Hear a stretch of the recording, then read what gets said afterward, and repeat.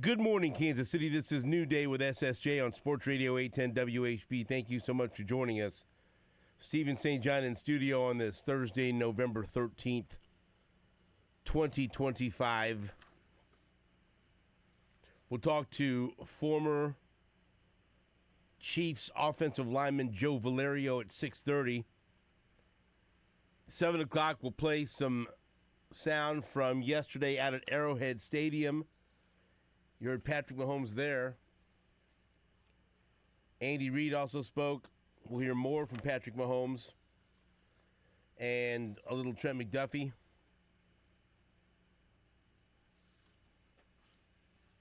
Got some Hollywood too? All right, then.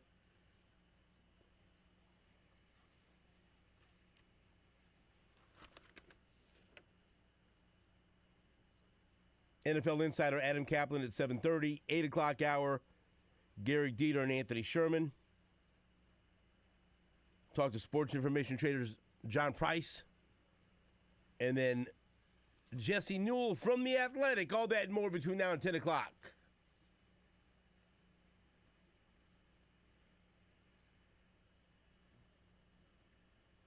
One day closer to the showdown in Denver between the Chiefs and the Broncos.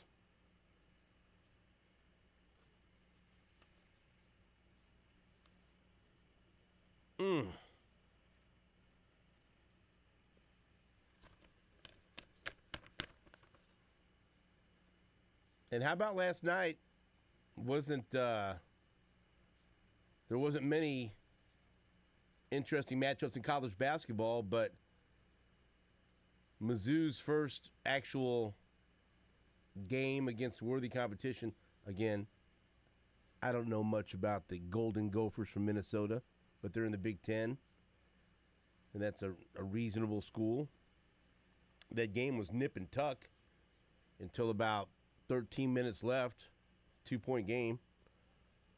But Mizzou, on its way to scoring 51 in the second half, ran away from Minnesota and got a nice win for Dennis Gates. I keep reminding myself, college basketball is here. I'm just slow to the punch, man. I'm just trying to, I'm still trying to make sense of everything that's happened with all the injuries to Mizzou football and some disappointing losses. I'm hyper focused on this game between the Chiefs and the Broncos.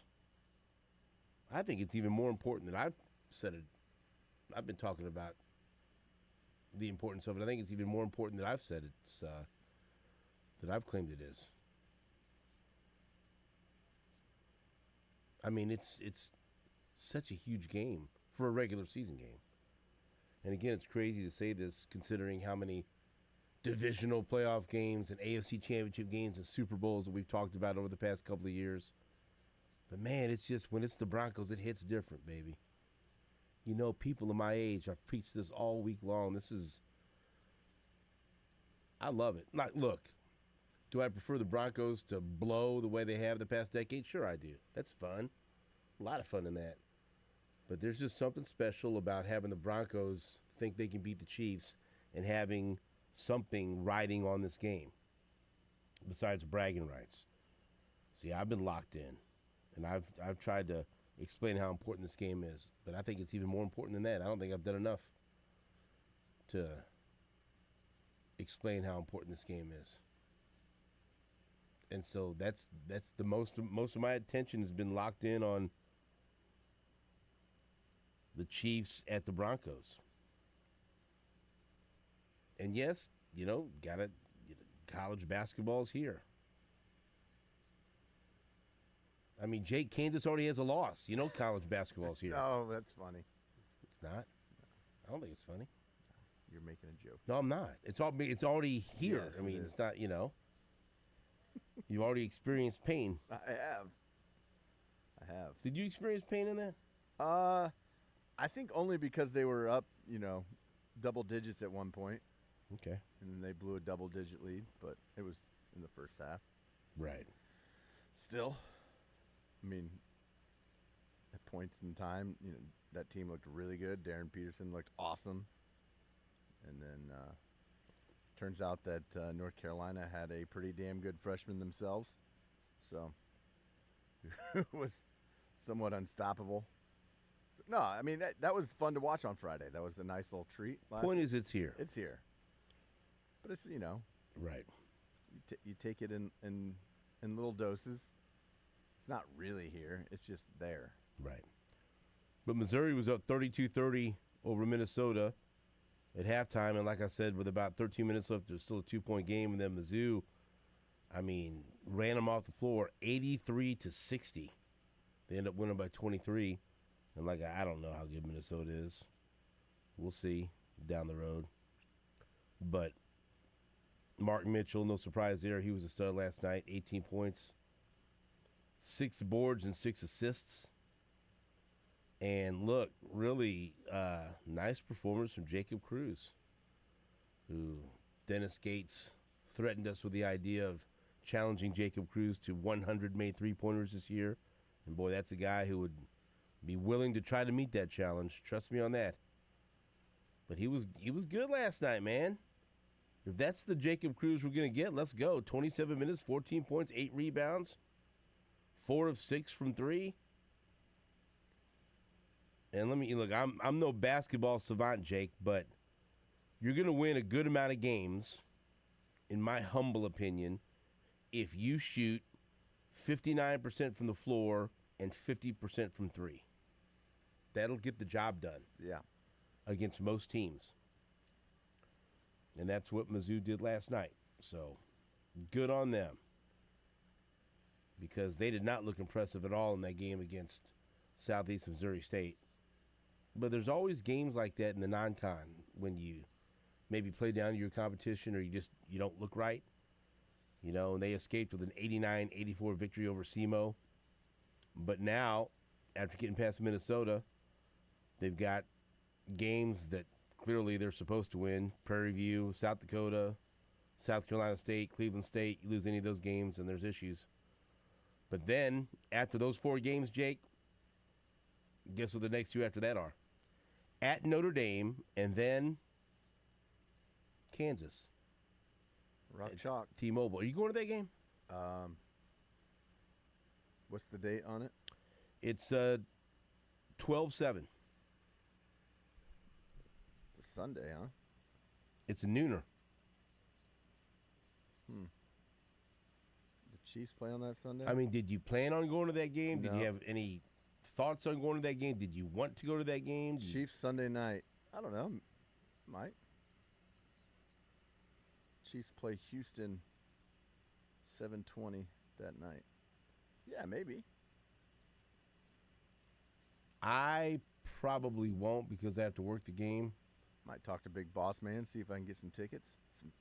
But I guess I could go to the game and then just go right to Arrowhead because that would be the time frame that I usually go. I usually get out there. I try to get out there. Let's see. That'll be an interesting environment. I try to get out there around 3.5, 4 hours before kickoff. And so that would work, wouldn't it? What time that game be over? Oh. Nationally televised college basketball game would be over at 2:33. Yeah, and then roll right in the Arrowhead. That would work out.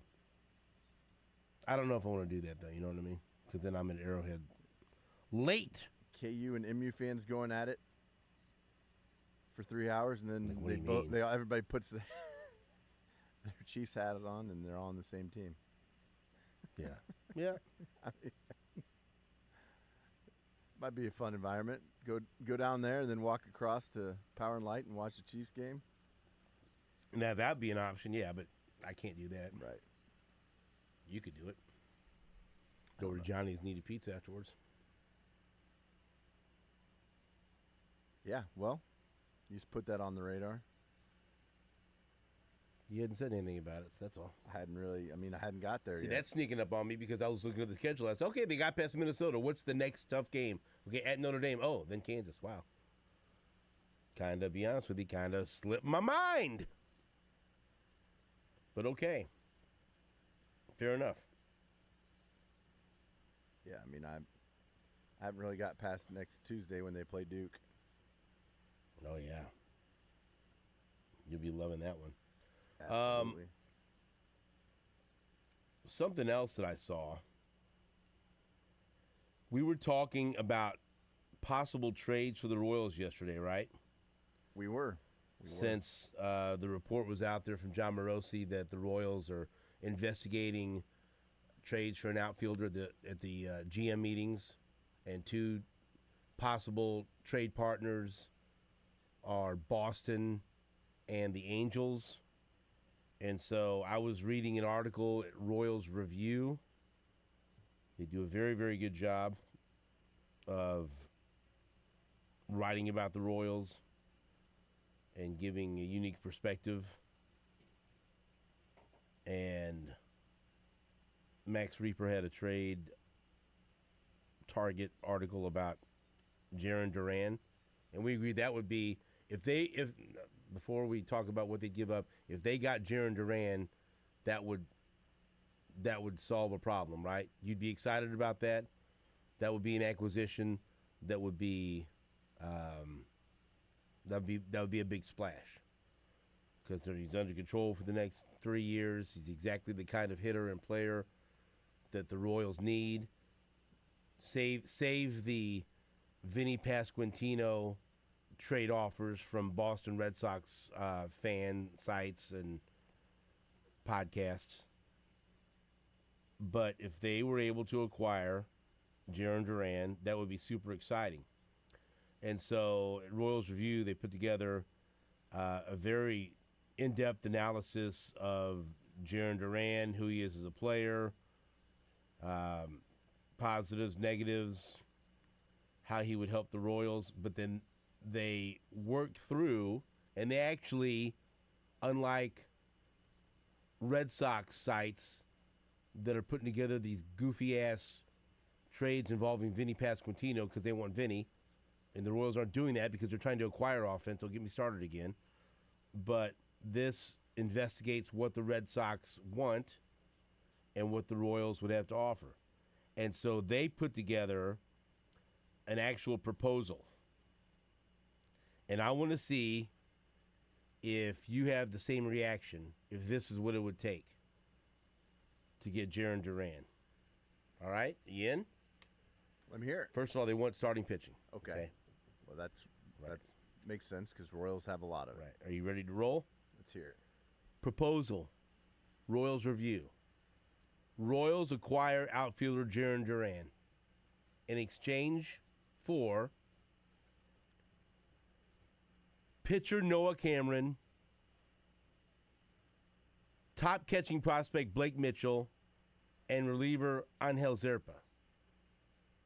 What do you think my reaction to that is? Negative. Why don't you dip into Bishop Bullwinkle there? If that's what it takes to get Jarren Duran, and I'm a Jarren Duran fan, and I would like to have him very much on this team, but if it would take Noah Cameron and one of the Royals' top prospects and a solid reliever like Angel Zerpa, the answer is this. Hell to the no, no, no. Come on, come on. Come on. Hell no. To the no, no, no. Hell to the no. Hell to the no. To the no, no. Listen. No. Am I wrong? No. That's my reaction, too. What does Deebs say? Deebs, did you hear that offer? Uh-oh. Jake's telling Deebs what the offer is. Way too much, he said. Right. Way Right? too much. Okay. Now you want to get down to it? Make Noah Cameron Chris Bubich, and then we can have a conversation. And then I might want something a little back with Duran. Bubich, a top prospect like Blake Mitchell, and a good reliever like Zerpa, I think that's reasonable. Yep. But they probably won't do that because Bubich is, 1 year. 1 year control. But I don't want to trade all those years of Cameron for 3 years of Duran. No way. And Blake Mitchell and Zerpa.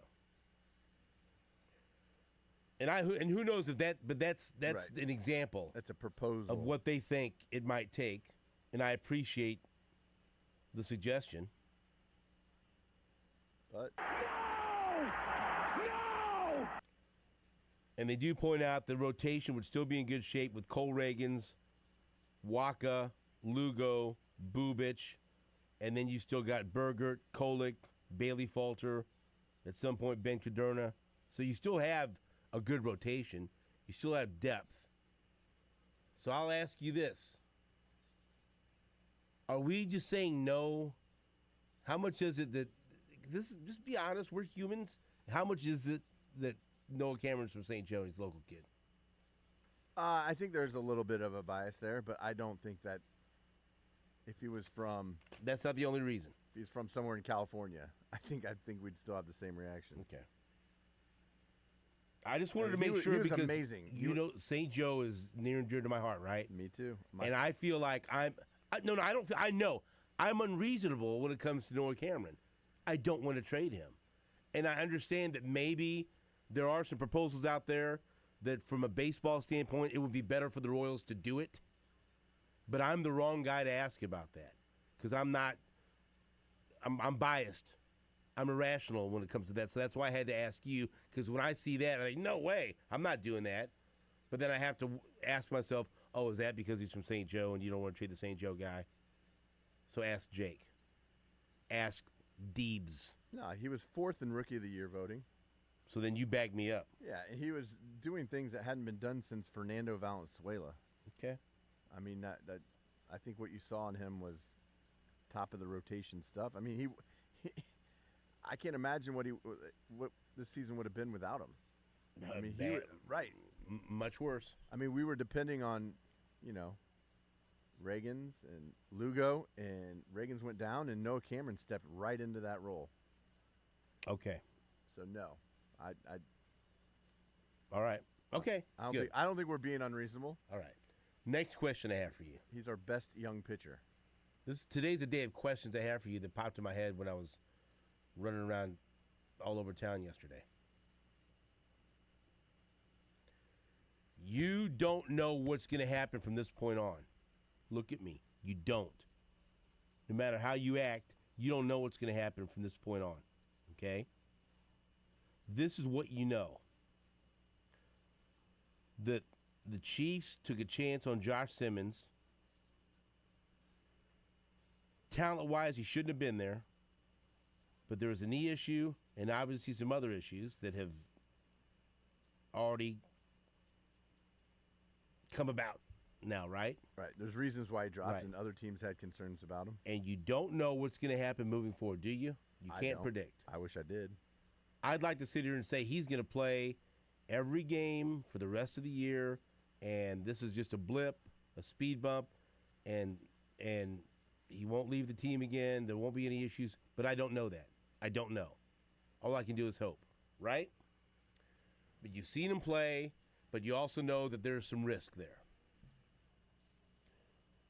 Knowing what you know right now, and now you've seen Jalen Moore play, if you could get into a time machine and go back to draft night, would you 100% draft Josh Simmons all over again?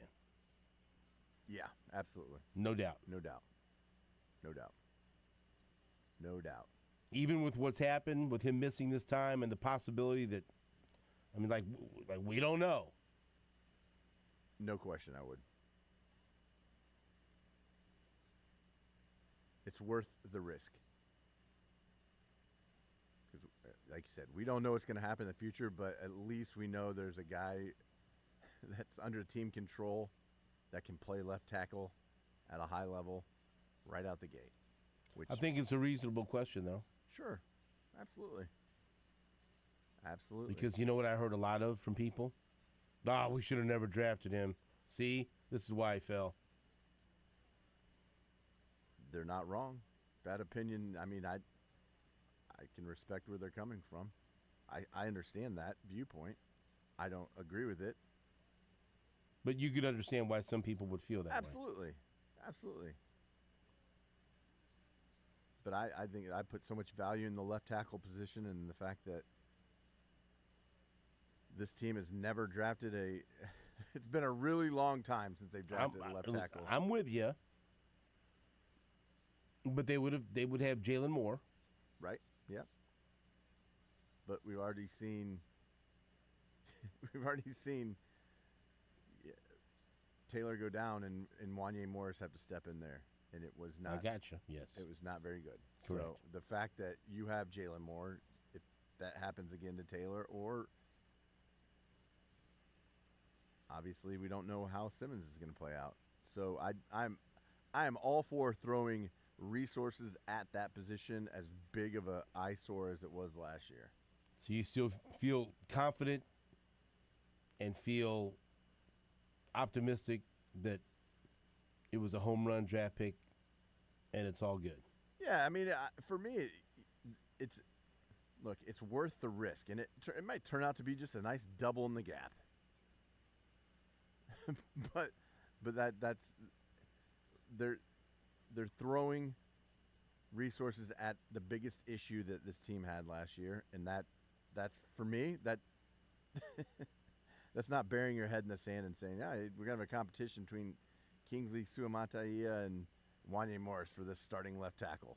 Like, when you look back at that, like, the fact that I didn't question that more, like, what are we doing here? Right. Right? Like, how did we not see that train coming? So, I'm with you. So I would not change it. yeah, I'd make the same pick all over again, because there is not one single position, I think, outside of quarterback, honestly, that dictates the success of this team moving forward than having an above-average left tackle, because we've seen how that can sink the ship when they don't. And we've seen that directly affects Patrick Mahomes and his effectiveness. And you have to take gambles. You have to throw resources at it. And if you get it right, and if you nail it, I'm telling you, there's going to be more championships. It unlocks this offense. It unlocks Patrick Mahomes to perform at his highest level. And so, yeah, it's kind of it's a leap of faith right now with Josh Simmons. And we all hope everything is settled and he's back starting on Sunday or whenever they decide he's ready to go. He was a full participant in practice yesterday. He's ready to go, and something like this doesn't happen again. But can you say that for sure? I don't know. We still don't know everything about what's happened recently.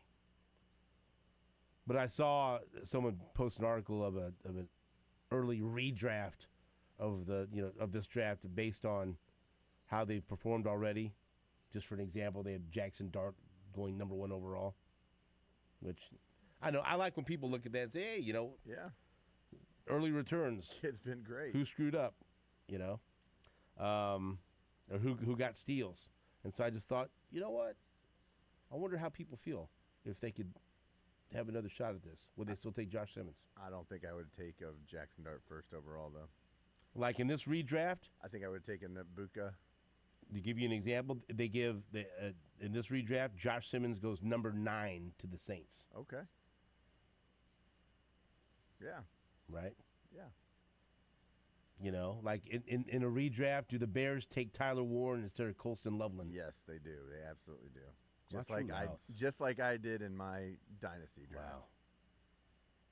You're better than the Bears, aren't you? I am. I think I am. Well, there's an argument to be made. Take that, Ryan Pohl. A lot of people say that. Jake over Ryan Poles. A lot of people have said that over the years. All right, let's take a break. Enough of my stupid hypotheticals. I like them. Do you? Yeah. That's what I think about when I'm driving around, like Gunther. Real late at night? Yeah, that's what makes me drive home real fast at night. Dummy. Whatever. And those are the things that make me sometimes drive real fast when I go home at night. Okay. Right, Gunther. On that note, we'll definitely take a break. Back after this on Sports Radio 810 WHB.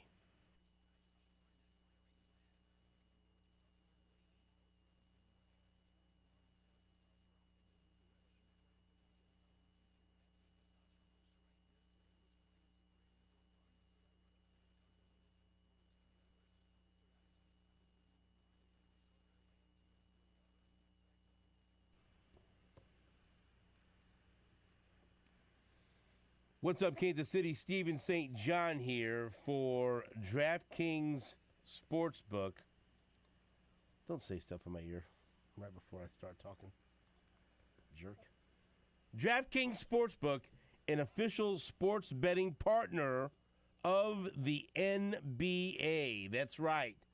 We're talking about college basketball being back. The NBA is back as well. And that's right, Phil's Rockets put up 135 last night. Kevin Durant had 23 points, Jake. KD's not done yet. Is he? No. Hell no. DraftKings Sportsbook, an official sports betting partner of the NBA. It's the place to bet on NBA stars this season. With more markets open for more of the game, DraftKings, the #1 sportsbook for live betting, is live when others aren't. And new customers, bet just $5 and get 3 months of NBA League Pass. Plus, score $300 if your bet wins, paid in bonus bets. Download the DraftKings Sportsbook app and use code 810WHB. That's code 810WHB. Bet $5 and get 3 months of League Pass, plus get $300 in bonus bets if your bet wins.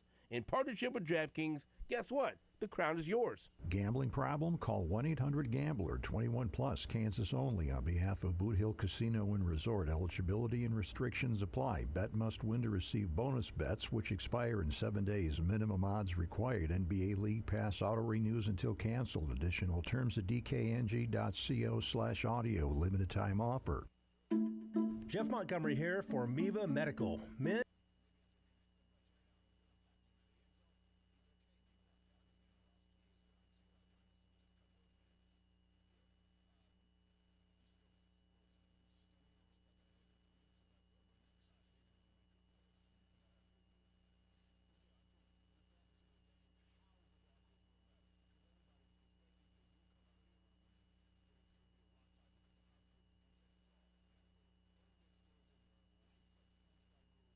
Of course not. So then why are we supposed to be impressed with so-called designer jewelry? This is Gene at House of Diamonds. Big name designers.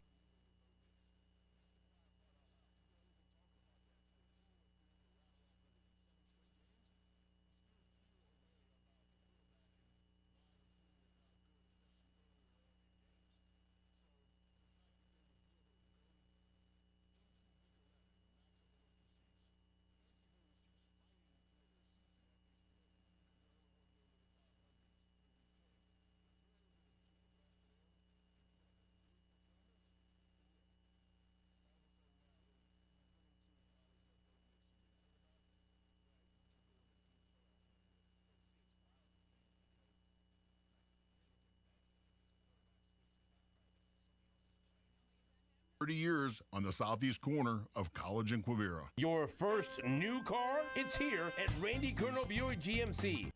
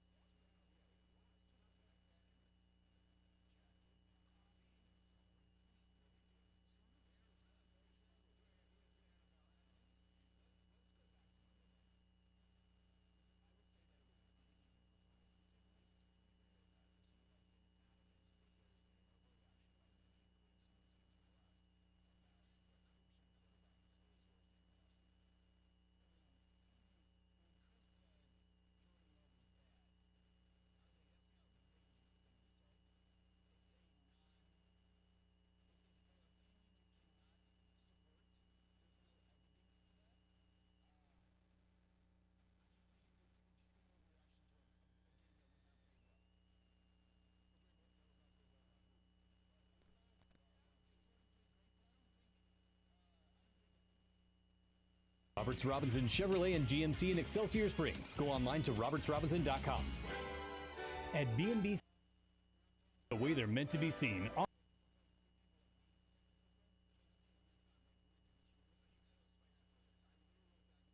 the KC Metro. Come see some of the big movies coming up like Predator, Badlands, Now You See Me, Now You Don't, Wicked for Good, Zootopia 2, and more. Their newest luxury entertainment complexes offer the latest in sound and comfort. Enjoy the magic of the movies in the best way possible on the big screen at B&B Theaters. I'm here at a family diner with Brad McGee from LBA Home Services. I love this place. Food was certainly good. It's more than the food. This is a family business. Look, there's Mom in the back doing the cooking. I think that's Dad helping her and washing the dishes. That's their daughter. She's our server. Here's your check. Thanks. I'll get that. I think the guy at the cash must be their son. Everyone working together with a common goal. Grilled cheese. No, looking after customers, keeping them happy and fed. Of course. It's like our perfect service family. Our HVAC techs and plumbers come to your house every year to keep you safe and comfortable. Each doing what they're good at. Everyone at LBA thinks this way. And LBA is a family business just like this one. A family with one common purpose, to keep your system in your home operating perfectly. You're starting to catch on. One simple idea, one name to remember. Just remember LBA. LBA Service.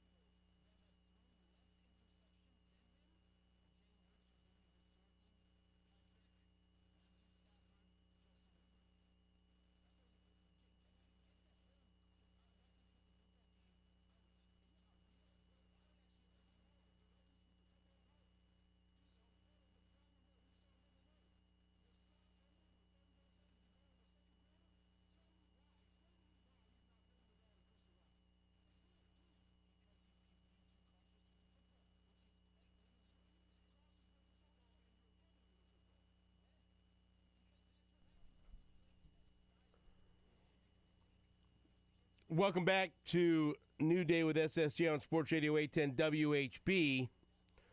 Let's get right to former Chiefs offensive lineman Joe Valerio. We're running a little behind because Jake forgot to tell me to break. Joe, I apologize on Jake's behalf. Good morning. How are you?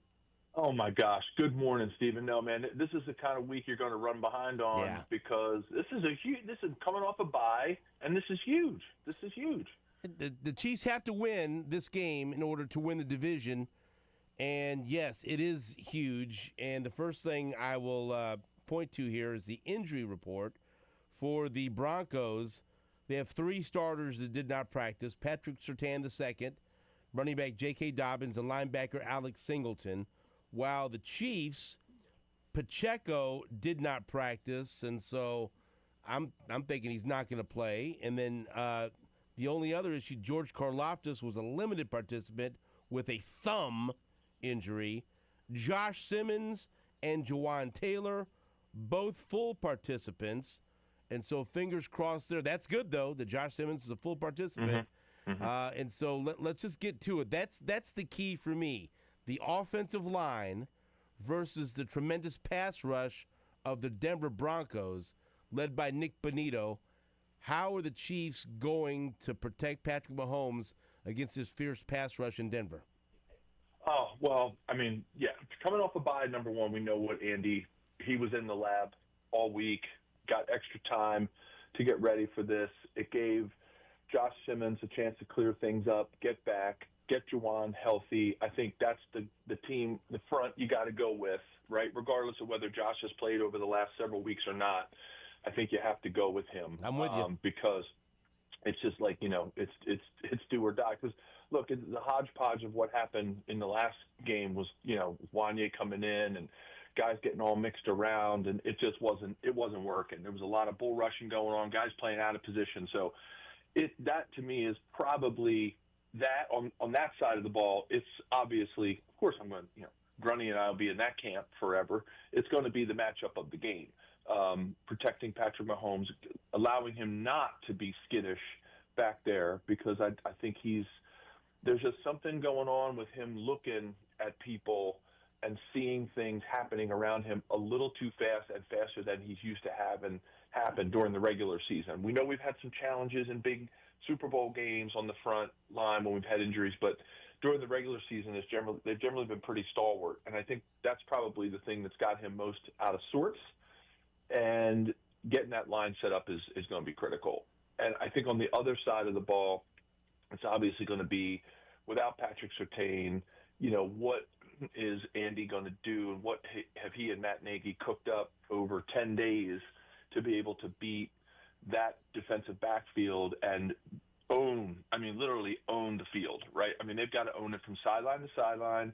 We know we're not like a deep passing team. We will throw those vertical stretch plays, but we're going to have to own it from hash marks between the hashes and then sideline to sideline, in that 6 to 12 yard area, I think is where the Chiefs are going to win this game on that side of the ball.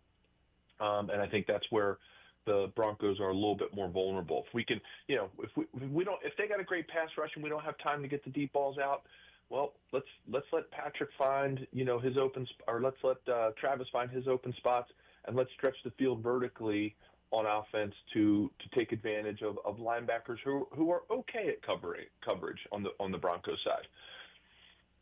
Let's say that Pacheco doesn't play, and that looks like that's where we're headed. Mm-hmm. How much should the Chiefs try to establish the run to try to slow down that pass rush? Should they be more invested in trying to run the ball with Kareem Hunt and/or Brashard Smith? No, absolutely. I think Brashard Smith coming out of the backfield, swinging out. They're almost like run plays, right? They're high percentage passes, but really in essence, if you really broke down NFL and even college, like it's happening in college more and more. If you broke down the play calls and all of the types of plays that are running, that offenses are running these days, most of the time it's almost like I would call it an extended run play. Even some of the stuff that they're getting out to wide receivers, these call them tunnel screens or quick outs or whatever. I mean, it's really just an extended run. And I think that's what they're going to have to do, right? And I'm loving what Kareem's doing. I really am excited about his patience and what he does. And I think that is what really slows down defensive linemen, is when you have a very patient running back who knows how to sit back there for just that extra split second to wait till things open. The Broncos can't just pin their ears back either in the rush and or in the run. I mean, in the rush or the pass, because they know that, because Kareem Hunt's going to be back there kind of finding his hole and being patient. So, yeah, quick outs, quick running plays, quick sort of extended run plays that are really passes. I feel like that's the way they keep that defensive front on their toes. And you said, Josh Simmons is the guy that needs to be out there. I was looking at one stat put out there by Ron Kopp, who is a good follow on X. Nick Bonito, who's been terrific this year, aligns on the left side of the offensive formation over 80% of his snaps. So he's third in the NFL in sacks with 9.5, second in quarterback hits with 20. I mean, that left tackle position, it's always important, but when you're talking about Bonito, who at times has been unblockable this year, that's the matchup you're looking at. So you say you have no problems whatsoever putting Josh Simmons right back in that situation, because that's going to be maybe the toughest matchup he'll face all year long. Yeah, and I'll just be quite frank and honest. Who else would you put out there, right? I mean, I guess you have to look at what you have and what you don't have, and he's the best guy. He's the best we got. It's not like we can go out and, see if we can find, 65-year-old Jackie Slater, or see if we can get John Alt to come out of retirement, right? You got to go with what you got. So I think Josh is the guy. He's just the guy to do it. He's going to be hungry, right? He wanted everything that you read or heard. He wanted to be back there with the guys. And this was something that it's just another cultural reason why this organization is amazing, right? They give people space to be human beings, and the team picks each other up at every turn. The chemistry is incredible. So he's going to be so hungry to get out there and do well, which can, you don't want that to be a negative too, because he doesn't want to be overly aggressive and, trying to prove himself so much that he falls into that trap. But yeah, he's the guy to do it. He's the guy to be out there. I mean, his team's got 46 sacks. I mean, that's pretty amazing. I mean, that's they're from where the Chiefs are in that perspective. They are well ahead of where the Chiefs are of getting after the quarterback, and we think we're pretty darn good at getting after the quarterback. And we know that Coach Spags, with all his simulated pressures and the way that he throws tricks at quarterbacks, we're pretty good. But man, and they're formidable against the run. I mean, they're only averaging they're letting up 91 yards a game, fourth best in the league. So, they're stout. Their defense is stout. I mean, I was trying to talk my daughter into not picking the Broncos defense because I never want anybody in my family to root for the Broncos. Right. But she took the Broncos in her fantasy team because they were best available. And, I was like, well, okay. And man, I've watched them put up some points for her in fantasy football. So yeah, I mean, it's going to be an incredible game. I really do.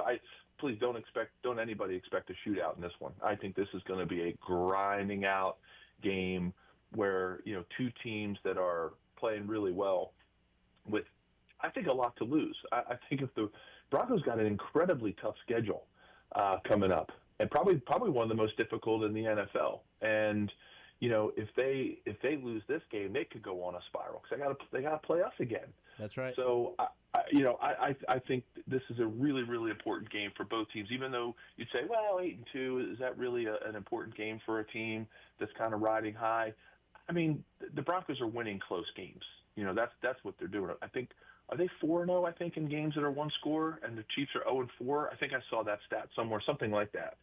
So they're winning the close games, and we're not. So, this is going to be a big turning point for the Chiefs to win this one because I do think it will be close. Look, they hear the noise that people call them pretenders instead of contenders because they've had several fourth quarter comebacks, and they have that quality win against Philadelphia, but they beat a lot of bad teams as well. But something that has really stood out to me, and we talked about this in the numbers yesterday, Bo Nix has honestly been terrible in the first 3 quarters of games, but then he's been really, really good in the fourth quarter of games. But the key is, if he's going to be bad in the first 3 quarters, put the game out of reach so it doesn't matter what he does in the fourth quarter. And that's happened a couple of times, and they've still been able to come back like that collapse that the Giants had. But when you've got a quarterback like that, and he's got to hear it too. I've been reading plenty of Broncos fans and Broncos reporters questioning Bo Nix and talking about his regression. Spags has to come up with something wonderful to get after this kid because if you talk about the Broncos and feeling good at 8-2 and everything else, they haven't beat the Chiefs yet in a meaningful game like this. They won that game at the end of last season when half the Chiefs starters didn't play. Right. You can put doubt in their head, and Bo Nix, it starts with him because he has not played well, and it's going to be up to Spags and Chris Jones to play like Chris Jones can to put some pressure on him, forcing him into mistakes, and get him to start to doubt, right? Yeah, and that's exactly where this all comes to play and comes to roost is what Steve Spagnuolo is going to do to Bo Nix early on so that he doesn't even have his wits about him in the fourth quarter because, they're going to be making adjustments at halftime, wondering how they're going to beat this Steve Spagnuolo defense. And that's where, and like you said, I'm going to jump right in the boat with you, Steve. And that's where this offense comes into play for the Chiefs is that, let's own this game. Let's own the time of possession. Let's score and score often. It's going to be big for them, not to kick field goals, right? I mean, the Chiefs are going to have to score touchdowns when they get down there. If they're going to win this game on the road, the hidden points, I call those hidden points, and then the hidden yardage stuff, special teams, lack of penalties, no sacks, like all that hidden yardage that it does show up in the stat sheet, but sometimes you got to dig for it. Because everybody first thing to look at is rushing yards. They look at passing yards, and you forget about, man, there are hundreds and hundreds of hidden yards in a football game, and that's what's really, that's what separates teams, right? It's the lack of penalties, not getting sacked, special teams, getting good returns, starting out in good field position, punting the ball well, getting good kickoffs. Like, that's where I think, these games are really won and lost when you get two really good teams playing together. So anyway, went off on a tangent on that stuff, but I think that's where Bo Nix, we'll have to get him to fall down is by winning all those hidden yardage efforts and then getting after him so that his head is spinning by the time he does get to the fourth quarter, because he won't know what's coming at him. And that's the magic of Steve Spags, right? And I think that's why everybody loves having him as a D coordinator, because he can make these young up and coming quarterbacks, he can make their head spin. And I think that's where a lot of the onus of this game falls is on keeping Bo Nix inconsistent. What's the score going to be, Joe? I think it's going to actually be a little bit. I've been thinking about this a lot this week, and Jeff and I were kicking around scores. I'm thinking it's going to be relatively low scoring. I think the Chiefs will actually cover the spread, and I'm thinking 21-17 Chiefs. But I think what's going to happen is I think the Chiefs are going to. It's not going to be 20. It's not going to be 17-14, and the Chiefs score a touchdown to win it. I think it's going to be 21-something for a while. And then, Bo Nix is going to try, and he's going to make some efforts, and he's going to be the one coming back. And I think that's where I think that this one lands. I think the Chiefs cover the spread and come in at 21-17. Check out Joe's podcast with Jeff Fedotin, Believe Network, Believe in Chiefs. You can follow Joe on X at Joe Valerio73. Joe, thank you so much for the time. Hopefully we'll talk about a big win next week. You got it, buddy. Thanks, Steven. Have a great one. You do the same thing. That's Joe Valerio. Back after this on WHB.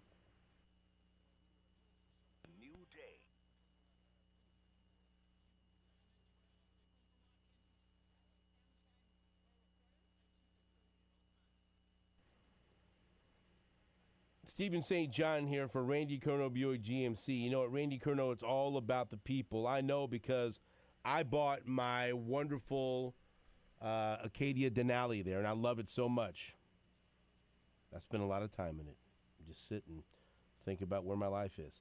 They have a team of sales experts that average over 10 years with the dealership, and they believe in building lasting relationships with a culture that prioritizes integrity and community. Their sales group isn't just here to sell you a car. They're here to help you find the perfect fit. 9 acres of vehicles in person or online at randycurnow.com. And they have a fantastic service and parts department. Steve is awesome. He runs everything. And you know what? I have a great relationship with everyone there in the service department. That's why I take my car, my wife's car, my son's cars, my friends' cars. I send them to Randy Curnow Buick GMC because they're the best in the business. And so when you're looking for a new car, go to Randy Curnow Buick GMC off of 78th and State in KCK, randycurnow.com online. And when you go, tell them that you want the SSJ special. Ask for the GM Craig Martin, and he will hook you up. And be sure to tell everyone at Randy Curnow Buick GMC that Stephen St. John sent you.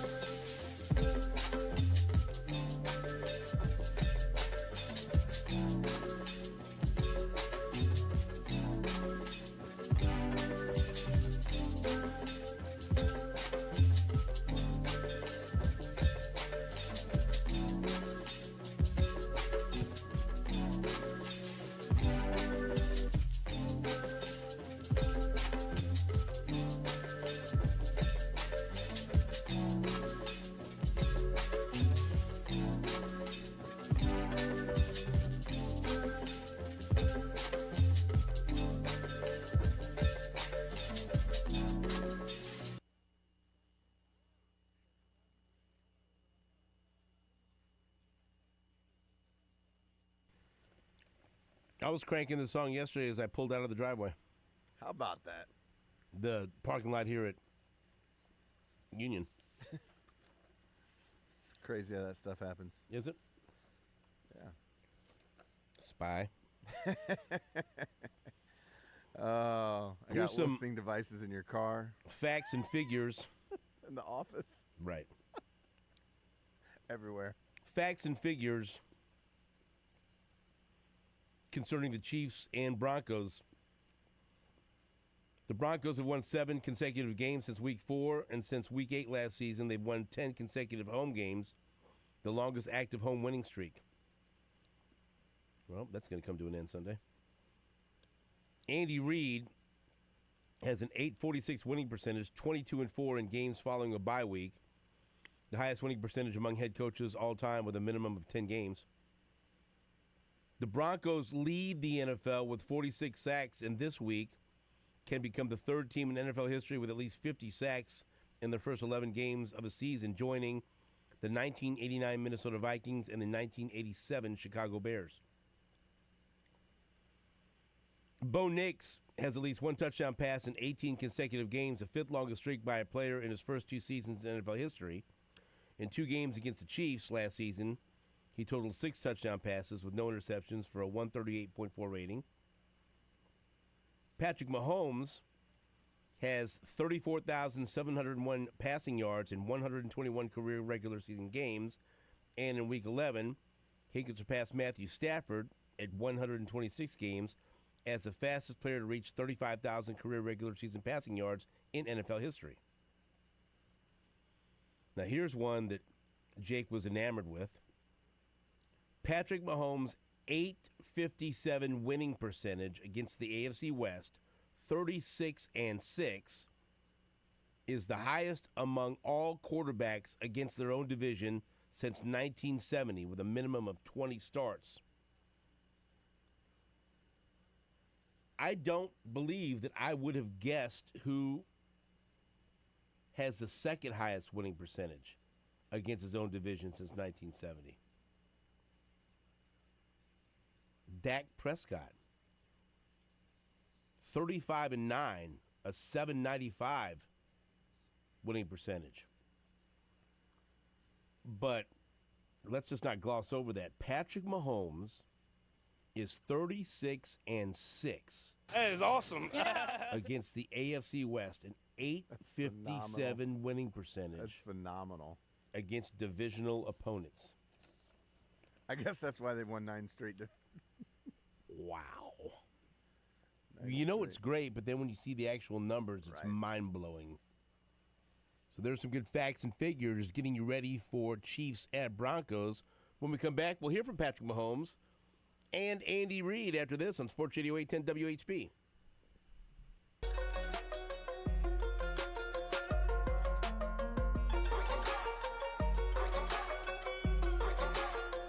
Bang your head until you start.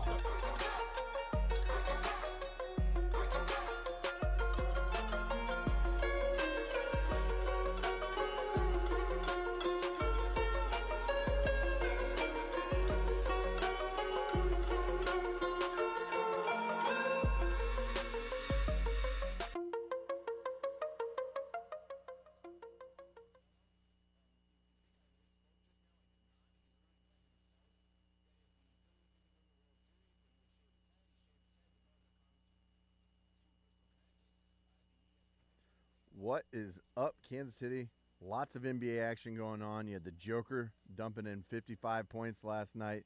But the best way to take in the NBA, of course, is with DraftKings. DraftKings Sportsbook, an official sports betting partner of the NBA. The NBA is the place to bet on NBA stars this season. With more markets open for more games, DraftKings, the #1 sportsbook for live betting. They're live when others aren't. New customers, they have a great deal just for you. Bet just $5 and get 3 months of the NBA League Pass. Plus, score $300 if your bet wins, paid in bonus bets. All you need to do is download the DraftKings Sportsbook app and use code 810WHB to get that deal. What a deal. You got some games today in line. Raptors traveling to Cleveland. Raptors getting 7.5 points. You got the Pacers traveling to Phoenix. Phoenix, a 4.5-point favorite. The Hawks and Jazz tip off at 8 o'clock Central Time here tonight. You got some NBA action to watch. Hawks, a 2.5-point favorite in that one. Know that all lines and odds are always subject to change, but if you're a new customer, you got to check out that deal. Go download the DraftKings Sportsbook app and use code 810WHB. Bet just $5.